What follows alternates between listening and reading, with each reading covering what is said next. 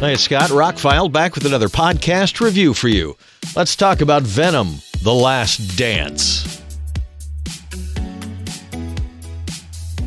Pre-ordered this movie from Amazon, one of the last pre-orders I've had with them. Not that I have a big problem with Amazon. My biggest problems are they can't ship me stuff on time. They wait. They waited through the entire month of December to ship me like 8 different orders at once. It's a little ridiculous. But I get it. I live in Alaska, and there's probably some algorithm in their system that says, don't ship him one thing. He just ordered a $10, CD or something.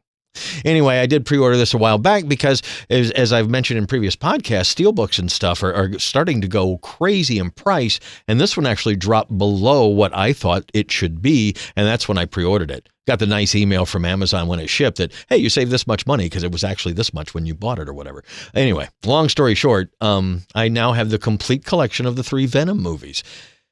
Short version of this, it's fine. I enjoyed it. Joined my time. I have a few problems with it, but overall, this is a $120 million movie that went on to gross $479 million worldwide. Sony has already said they're going to make more Spider-Man universe movies. So given that this one was a success in the way it ended, even though it does kind of end, I could see them make more of it.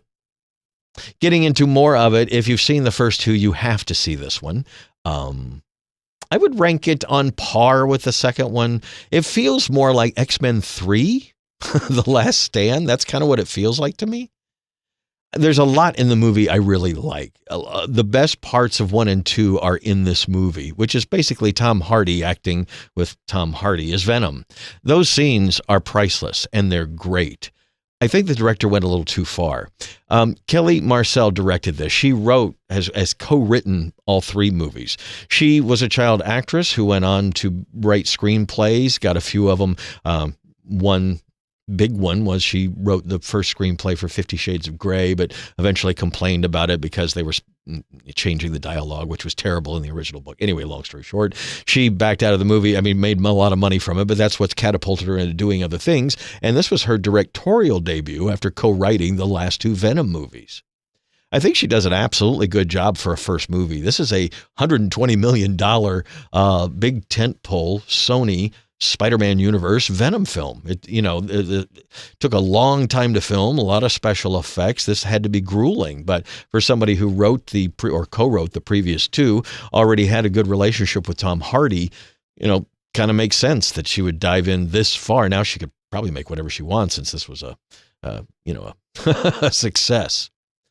So it picks up right after the last Venom movie, after Doctor Strange's spell and Eddie Brock and the symbiote are drunk in that bar in Mexico, and then zap to another one. And funny, there's a scene with the bartender later on in the movie that you'll want to stay through the very, very long credits. Like I said, the scenes with Venom and Tom Hardy being Venom and Tom Hardy are fantastic. They're the reason we watch these movies. This is another Sony film that kind of becomes a big CGI fest at the end.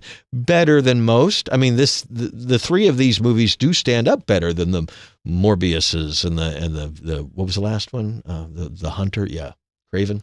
Anyway, they're not doing real well with this Spider-Man universe movies, but the Venom movies are better, and they've all made a lot of money.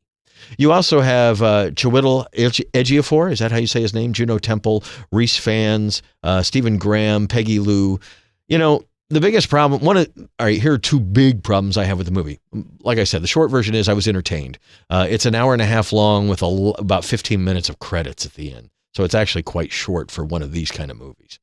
The biggest problems I have with movie 1, they licensed a really cool Queen song, Don't Stop Me Now. That scene you've seen in the trailer where he infects the horse and they go for a ride. It's a really cool scene. It's animated very well. It looks realistic for the most part, even though it's not.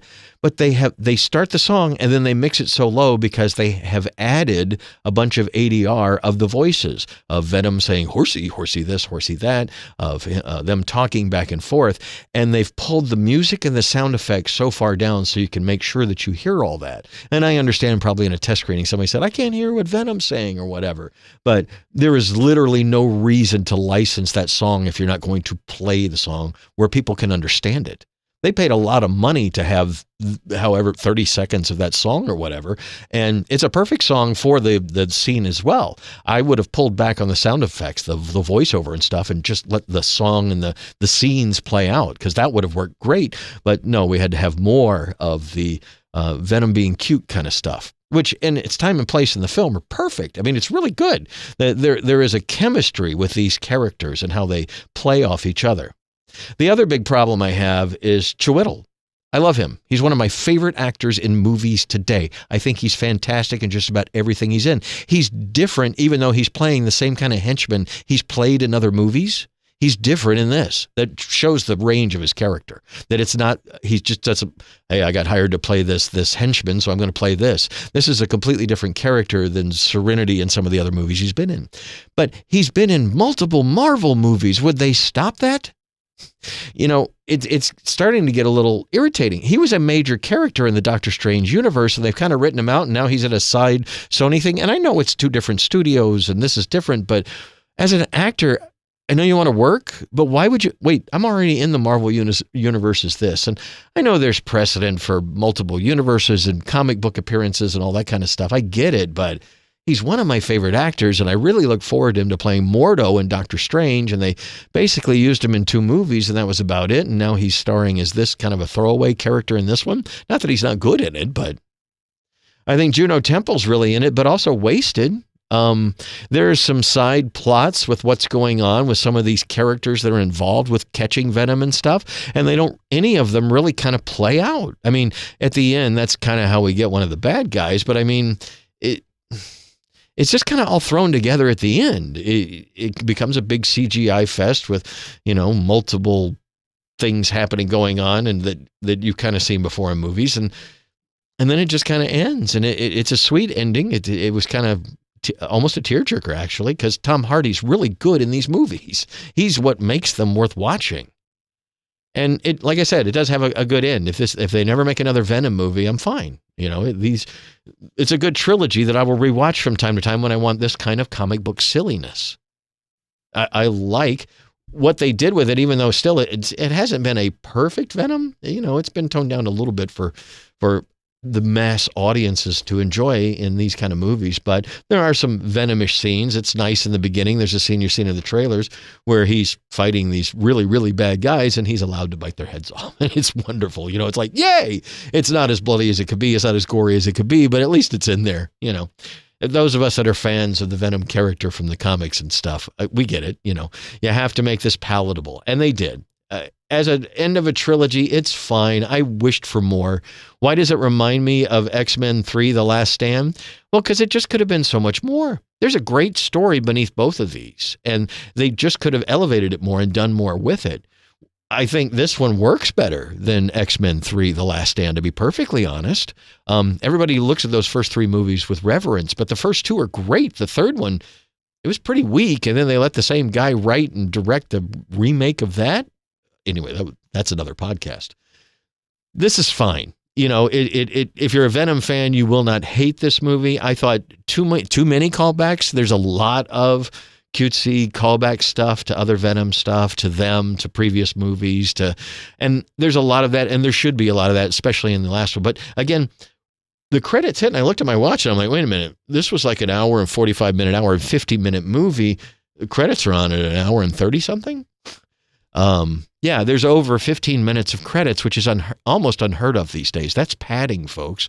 There is some stuff in the post-credit scenes you should probably watch. I do highly recommend that. And I do recommend the film if you're a fan. But if you weren't a fan of either of the first 2, this will not change your mind.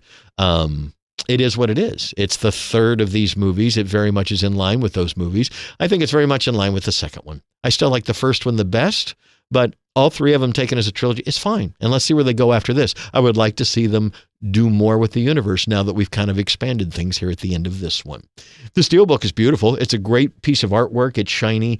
It'll pick up a few fingerprints and stuff like that. The 4K looked and sounded fantastic. This is Sony. I'm getting tired of reviewing Sony 4K releases. They hardly ever screw them up.